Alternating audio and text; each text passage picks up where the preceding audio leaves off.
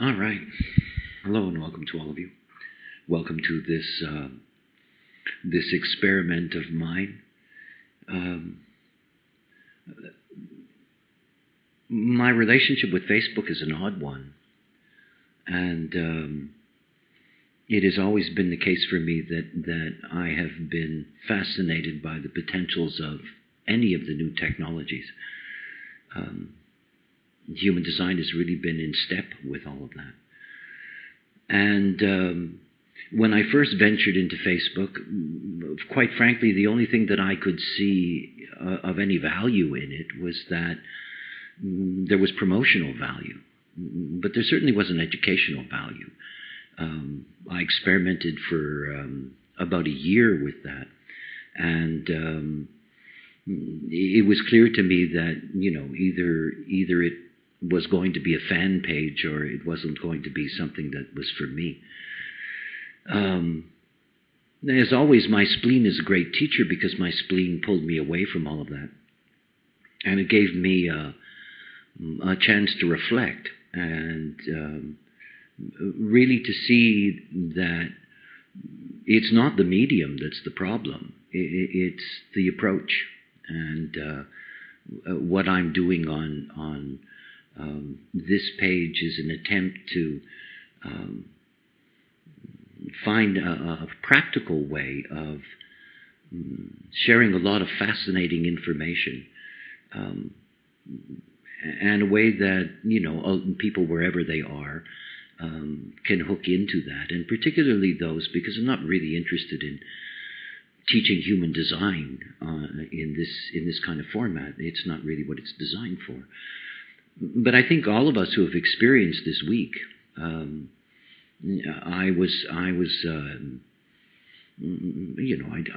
don't want to use hyperbole. It was very pleasant for me to see the level of consciousness on display. A lot of interesting comments, a lot of things that were just pleasing to me. I mean, it wasn't mundane. And being able to have the opportunity over that week to share various nuances of what is really esoteric, isn't it? I mean, when I was given the knowledge, being the manifester that I am,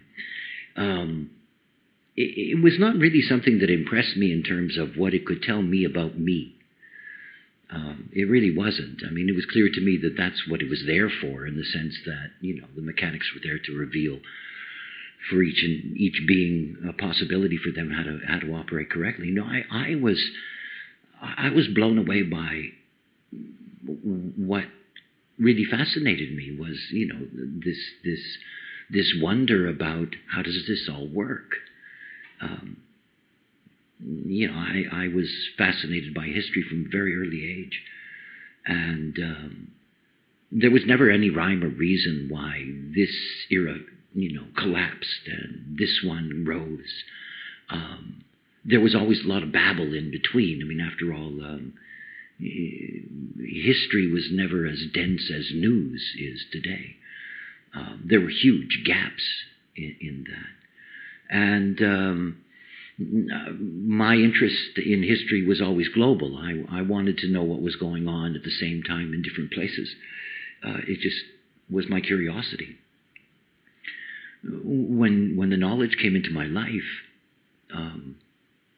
you can tell by the book. It's not a book. The document I shared with you on the vessel of love. I was more interested in writing about that. I mean, I wrote that before I actually wrote the White Book, which was sort of the first instructional book in human design. I was fascinated by not just simply the cycles, but being able to see the cycles in the context of the way in which periods of history have been radically shifted from this to that, not because of some kind of human impulse, but as a byproduct of this, this organic program that we all live in. For me, it was part of concretizing my sense of grasping how all of this is a mechanism. And being able to see not simply how the mechanism operates, which is fascinating in itself. I mean, just this graph. And I invited Marianne, though she's not on the page, but she's not on Facebook. I invited Marianne because, as I had mentioned, she is somebody who really took this knowledge in very deeply. And this is one of the illustrations that she created. And this illustration is, for me anyway, far superior to Solomon's Key, because nobody knows what the hell that was all about. This is really something that's quite incredible. That is, to be able to understand this mechanism, this lock and key mechanism, this shifting that's taking place, and at the same time be able to have, within the context of the knowledge, language to be able to apply to these things. I mean, these numbers are not, for us anyway, some kind of abstract. We attach all kinds of sets of information to them, and by seeing the shifts, we see an enormous change that's taking place. You can tell by my mystical name, Who, that I'm not here for raves. You know, I'll open this up in a few minutes and we can have our discussion. But I really want to be clear about that. I'm no more here for raves than I'm here for Neanderthals or seven-centered beings. I'm here for nine-centered humans, for what we are. And that our kind, which is Homo sapien intransitus, it's not like we're going to disappear. You know, when the end comes, there'll be still more humans than raves on this planet. It's a long process, this shifting of the special branches on the tree. And in order for us to be able to survive, this is what the knowledge is here for. I mean, raves will have no use for this. They will not. You know, this is not our world and their world will be different worlds. We are truly different. What is important for us is that in understanding our fundamental mechanics, we can pass this on. I mean, this is something that is at the very core of the knowledge. It's what's been with me from the beginning. You know, this knowledge, it was clear to me from the moment that I had it, was for children. It was for children. And not just children. I mean, I spent the morning playing with my grandson, which is a delight for me. And he's a projector, 1057, nothing else. A perfected form projector. And such a beautiful thing to understand the nature of a being. And how old is he now? He's nearly a year. He'll be a year in October. Time really moves. And it's just a delight. You know, it's not so much that there's no mystery. There's always the mystery, the beauty of a being emerging. But there is this sense of incredible well-being in this creature. It has parents who understand their nature. And they understand what is there and what is necessary for the child. And it's a totally different way of bringing a being into the world. You know, I am so clear. I remember, Barbara, your comment that I wrote a comment on. You know, that beauty truly is in the eye of the beholder. If we are correct, if we raise our children correctly, it's not like they have anything to fear from all of this. It's not like they're going to be disadvantaged because the cycle is changing. You can see that now. It's still fundamentally a recession in the world, and yet there's all kinds of people getting rich. There's always people who are going to find this or that when others lose this or that. There's always this stuff that goes on. The most important thing for us as nine-centered beings is that we educate those that we can, that we educate parents when we can. And most of that, by the way, is educating males. I mean, the only thing that was really pleasant for me about my original Facebook experience was that it attracted a lot of men, particularly younger men. You know, it would be a true blessing if knowing your design could actually be cool for that generation. My son Loki is actually I did an immersion recently here in Ibiza, and my son Loki and two of his friends attended, and each day they did interviews with him, and yeah, Sheldon, you were there, putting together a documentary, and I'm really looking forward to that. That is, taking in the knowledge of human design at that point as young males, and they're very turned on by the knowledge. I mean, for them, it's as it is for most beings who get turned on by it. It's a key. It's a way of seeing, and it is.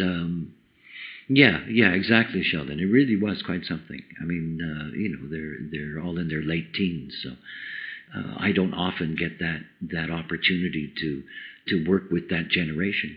But this is really what the knowledge is about.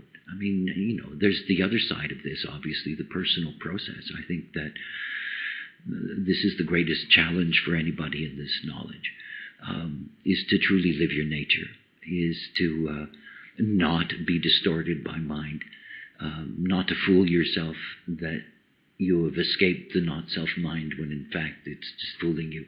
I mean, there's great challenges in all of that. But from the point of view of the knowledge that is gathered here in this particular room, this knowledge is there for children.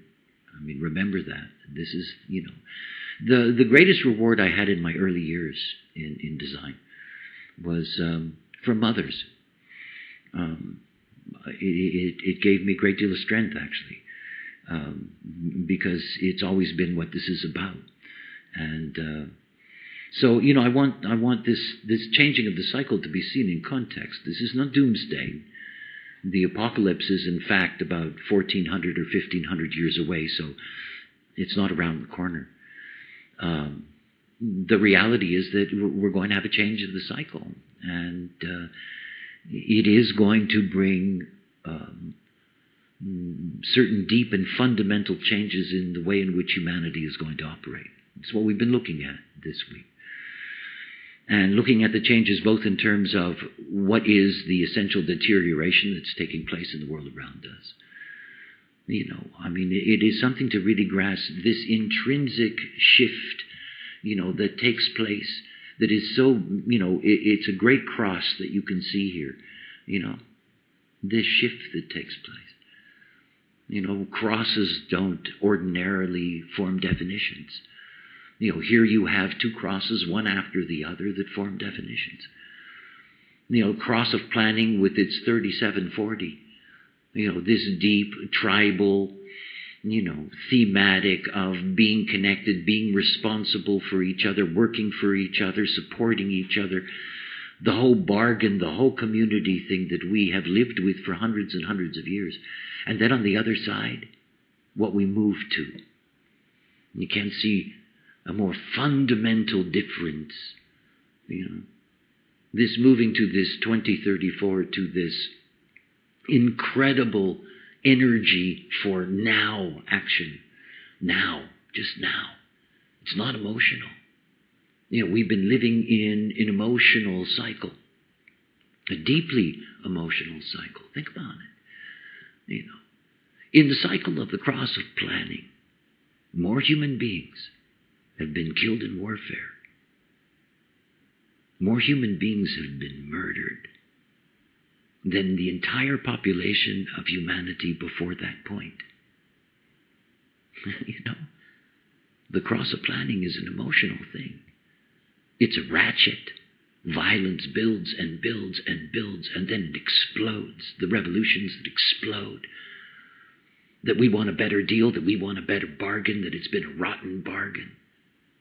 It's not like the cross of planning has been all roses. It hasn't. It's not like moving into this era in which the individual is going to be the most dynamic force. Doesn't mean that it's going to be any more peaceful or violent than before. The cross of planning. For me, this leaving this behind is something that is going to be deeply, deeply rewarding. We're moving forward after all. There is nothing to hold on to here. Oh, yes, there will be a lot of fears, but there isn't anything to hold on to. I mean, I've got a lot of first lines and I'm a 5'1". I'm living in the first line of this cycle. It started in the early 60s, and it's basically been my entire adult life. In 2027, we move into a 6-line theme. I mean, we move into something that's really, really different. Different. It's those beings, for example, that carry a 6th line now. How different their life is going to feel crossing that line. You'll be able to measure it. I hope you live that long. Because you'll measure it, you'll feel it. You'll suddenly fit in a way that you never fit in before. I know the magic of that. It happened to me when I was 13. I lived the first 13 years of my life with a background frequency that was 2nd line. Didn't feel like I belonged in the world. Truly didn't feel like I belonged in the world. Had no idea why I was there. And when I turned 13 and the background frequency went into a 1st line theme, I found my life. I found my place. There are many, many things that are moving. So one of the things is not about holding on to these concepts of, but what are we going to do when the institutions fall apart? Well, we'll see. What did those Aztecs do when they all disappeared from cities overnight? We'll see. And there is going to be a movie attached to this. There's no question about that. The program loves its drama, after all. And we are going to have our drama. Okay, but we're not here to listen to me. At least I'm not here to listen to me. I am open for, as this is intended for, I'm open to your outer authority. Whatever you want to talk about, whether you want to say something, ask something, share something, whatever. But anyway, I'm going to let go of the mic and let's see what happens.